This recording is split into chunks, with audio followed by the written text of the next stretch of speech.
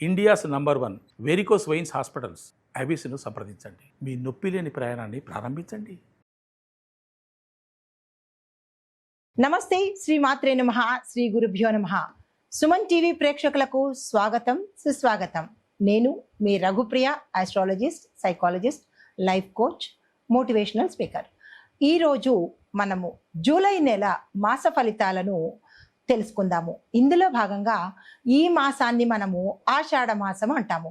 ఆషాఢ మాసము అంటే చంద్రుడు ఉత్తరాషాఢ పూర్వాషాఢ నక్షత్రంలో, అంటే చంద్రమానం ప్రకారము చంద్రుడు సంచరించే నక్షత్రాన్ని బట్టి ఆ మాసానికి ఆ పేరు వస్తుంది. ఇప్పుడు చంద్రుడు ఉత్తరాషాఢ నక్షత్రంలో సంచారం చేస్తుండగా ఈ మాసానికి ఆషాఢ మాసం అని పేరు వచ్చింది. అయితే ఆషాఢ మాసాన్ని అందరూ దేనికి పనికి రాదు, ఆషాఢ మాసంలో మనం ఏ పనులు చేసుకోకూడదు అనే భావన అయితే ఉంది.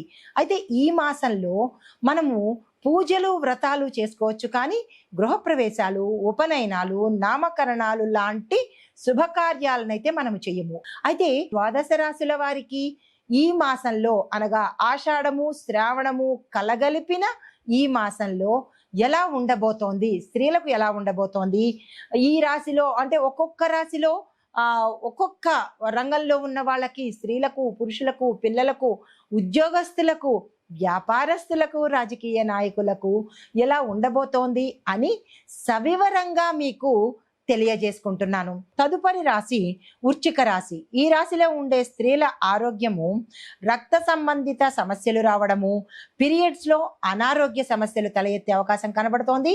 చాలా జాగ్రత్తలు తీసుకోవాలి. అయితే ఒత్తిడితో మానసిక అశాంతి, అస్థిరత కూడా వచ్చే అవకాశాలు కనబడుతున్నాయి. జాగ్రత్తలు తీసుకోండి. అగ్రెసివ్ నేచర్ గాను, కోపంతోనూ ఈ మాసంలో మీరు ప్రవర్తించే ప్రయత్నం చేయకండి. అయితే మీకు చెప్పదగిన చిన్న చిన్న చిట్కాలు: వేడి ఆహారము, తరువాత బరువు ఎక్కువగా మోసే పనులు ఈ సమయంలో పెట్టుకోకండి. దీంతో పాటు కనీసము 8 గంటల నిద్ర మీకు అత్యధికంగా అవసరమయ్యే అవకాశం కనబడుతోంది. ఈ విషయంలో ప్రతి మహిళ జాగ్రత్తలు తీసుకోండి.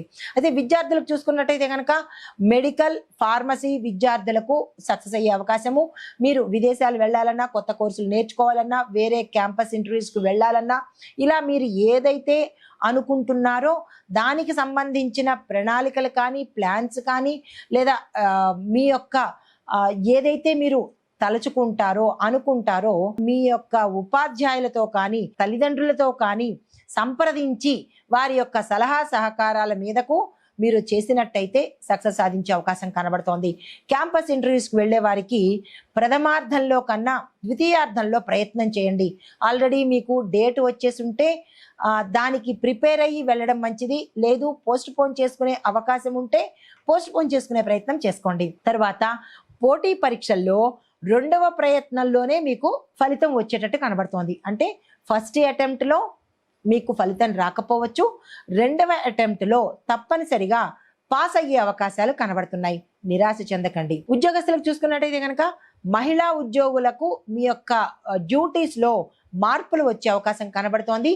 ఉన్న స్థానం నుంచి వేరే స్థానానికి వెళ్ళడం కానీ, లేదు అంటే ప్రమోషన్స్ కానీ, లేదా విదేశాలకి మీ యొక్క సంస్థ తరపు నుంచి మిమ్మల్ని పంపించడం కానీ, ఇలాంటి చిన్న చిన్న మార్పులు జరిగే అవకాశాలు గోచరిస్తున్నాయి. అయితే సహోద్యోగులతో వాగ్వాదనలకు దిగే ప్రయత్నం చేయకండి. వాళ్ళు ఏదైనా అంటే కనుక మీరు కామ్ అయిపోవడంతో కానీ, లేదా దాన్ని చాకచక్యంతో, సమయస్ఫూర్తితో నెగ్గుకొచ్చే ప్రయత్నం చేయండి, కానీ డిప్రెషన్లోకి వెళ్ళే ప్రయత్నం మాత్రం చేసుకోకండి. తర్వాత వ్యాపారస్తులకు చూసుకున్నట్టయితే కనుక కాఫీ షాపులు, హ్యాండ్మేడ్ జ్యువెలరీ ఇలాంటి వ్యాపారాల్లో ఉన్న వాళ్ళకి లాభాలు వచ్చే అవకాశం కనబడుతోంది. అయితే పెట్టుబడుల విషయంలో ఈ సమయము చాలా చక్కని సమయము.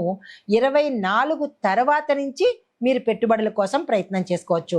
అయితే పెట్టుబడులు పెట్టే సంస్థలు కానీ, ఫైనాన్స్ విభాగాలు కానీ ఏవైనా ఉంటే వాటిని ముందస్తుగా మీరు జాగ్రత్తలు తీసుకొని, తెలుసుకొని, ఎక్కడ పెట్టుబడి పెడుతున్నాము, ఎంత శాతం పెడుతున్నాము, ఇలాంటి వివరాలు, పెట్టే సంస్థలు మంచివా కాదా అనే విషయాలను మీరు పరిశీలన చేసుకున్నాకనే పెట్టుబడుల జోలికి వెళ్ళండి. వ్యవసాయదారులకు చూసుకున్నట్టయితే కనుక ఎరువుల ధరలు పెరగడం వల్ల మీ మీద విపరీతమైన భారం పెరిగే అవకాశం కనబడుతోంది.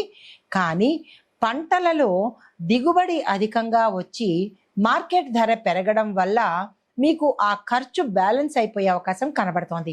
అయితే ఎటువంటి పంటలు వేయాలి అంటే కనుక మిర్చి, టొమాటో ఈ 2 సాగులు కనుక మీరు చేసినట్టయితే ఉత్తరోత్తర విశేషమైన లాభాలు పొందే అవకాశం కనబడుతోంది.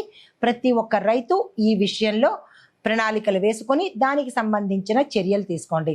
రాజకీయ పరంగా చూసుకున్నట్టయితే కనుక అంతర్గతంగా స్త్రీలు గట్టి పోటీ పడతారు. అంటే ఇంటర్నల్గా మీ స్త్రీలు పోటీ పడే అవకాశం కనబడుతోంది. అయినప్పటికీ కొంత సానుకూలంగా స్పందించే ప్రయత్నం చేసుకోండి.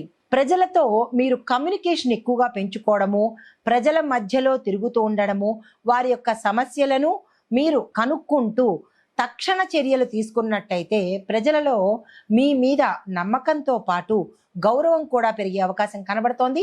ప్రతి రాజకీయ నాయకులు అంటే ఈ రాశిలో ఉండే ప్రతి రాజకీయ నాయకులు మహిళలు కానీ పురుషులు కానీ ఈ ప్రయత్నం చేసినట్టయితే మంచి పేరు ప్రఖ్యాతలు తెచ్చుకునే అవకాశం ఉంది. అయితే వాతావరణ పరంగా చూసుకున్నట్టయితే తడి వాతావరణం వల్ల ఆస్తమా బాధితులకి మరింత తీవ్రత అయ్యే అవకాశం కనబడుతోంది. అలాంటి వారు ఎవరైనా ఉంటే తక్షణమే డాక్టర్ పర్యవేక్షణ చేసుకోండి. తర్వాత నీటి విషయంలో జాగ్రత్తలు తీసుకునే ప్రయత్నం చేయండి. నీటి నిల్వల దగ్గర చెరువులు, తడిగా నాచు పట్టేసిన ప్రదేశాలలో జాగ్రత్తగా నడవడం కానీ జాగ్రత్తలు తీసుకోవడం కానీ చేస్తే 2 రకాల లాభాలు. ఒకటి, క్రిమికీటకాదులు దరిచేరకుండా ఉంటాయి. రెండవది, జారి పడిపోకుండా జాగ్రత్తలు తీసుకున్న వాళ్ళు అవుతారు. కాబట్టి ఈ ప్రదేశాలలో జాగ్రత్తలు తీసుకోండి. కుటుంబ పరంగా చూసుకున్నట్టయితే కనుక భర్త ఆరోగ్యపరంగా మీకు కొంత జాగ్రత్తలు తీసుకోవాల్సిన అవసరం కనబడుతోంది. భర్త ఆరోగ్యం పట్ల జాగ్రత్తలు తీసుకోవడంతో పాటు ఏమి చెయ్యాలి అనే అంశాన్ని ప్రతి ఒక్క స్త్రీ అంటే ఇలా బాధపడుతున్న కుటుంబంలో ఎవరైతే ఉంటారో తక్షణమే డాక్టర్ పర్యవేక్షణ తీసుకెళ్ళడం కానీ తక్షణ సహాయక చర్యలు చేయడం కానీ చేసుకోవాలి. దీంతో పాటు పిల్లలకు సంబంధించినటువంటి అంటే చదువుకున్న పిల్లలు ఉంటారు, పెళ్లికి ఎదిగిన పిల్లలు ఉంటారు. కాబట్టి పెళ్లికి ఎదిగిన పిల్లల పట్ల జాగ్రత్తలు తీసుకోండి. వారు చేసే పనులు కానీ వారు ఎక్కడికి వెడుతున్నారు అనేది క్రమశిక్షణతో తెలుసుకునే ప్రయత్నం చేసుకోండి. చదువుకునే పిల్లలు ఉంటే కనుక ఆ చదువుకునే పిల్లల పట్ల వారు ఏమి చదువుతున్నారు అనే అంశాన్ని జాగ్రత్తగా పరిశీలించుకోండి. మీకు చెప్పదగిన పరిహారము, మంగళవారం రోజు సుబ్రహ్మణ్యేశ్వర స్వామి వారికి నెయ్యి దీపం వెలిగించే ప్రయత్నంతో పాటుగా ఓం అంగారకాయ నమః అనే మంత్రాన్ని 108 సార్లు జపించే ప్రయత్నం చేసుకోండి.